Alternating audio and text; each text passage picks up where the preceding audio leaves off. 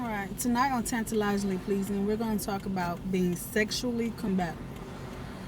Being sexually compatible means that you two agree or can compromise on a particular type of sexual lifestyle that you both desire.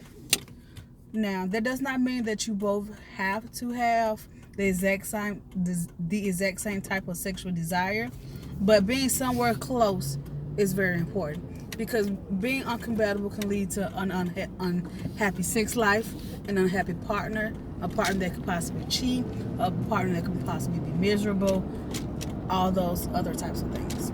So in order to be sexually compatible, you should at least one share the same type of sexual desire.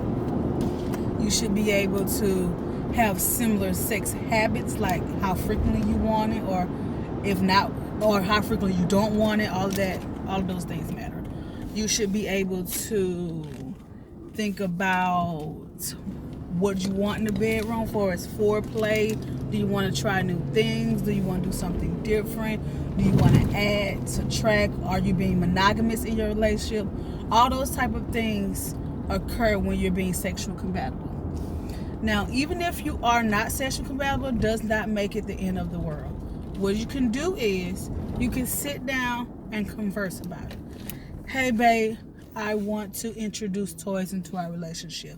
Well, I don't really like toys. Well, let's see if you want to start with something. Okay, you don't like toys.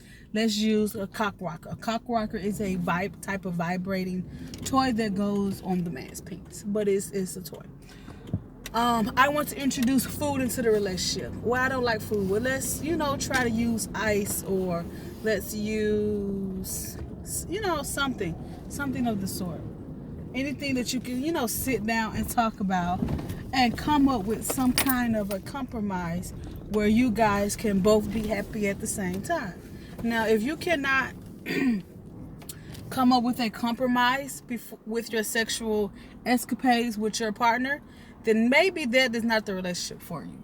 Because being unhappy in your relationship when it comes to sex and sexual desires is, can only lead to misery and eventually cheating, or eventually arguments, unhappiness, unstableness in your relationship. Because even though sex is not the most important thing in a relationship, it is a factor, and it can dramatically change how you feel about your partner, especially if you're the one that's being neglected.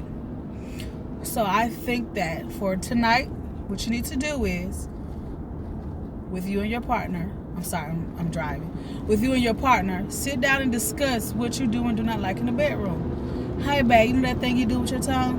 I really like that. Maybe you can do something else with your tongue. Or, babe, tonight I want to foreplay. I just don't want a bone. Or tonight, babe, I just want a bone. I don't want a foreplay.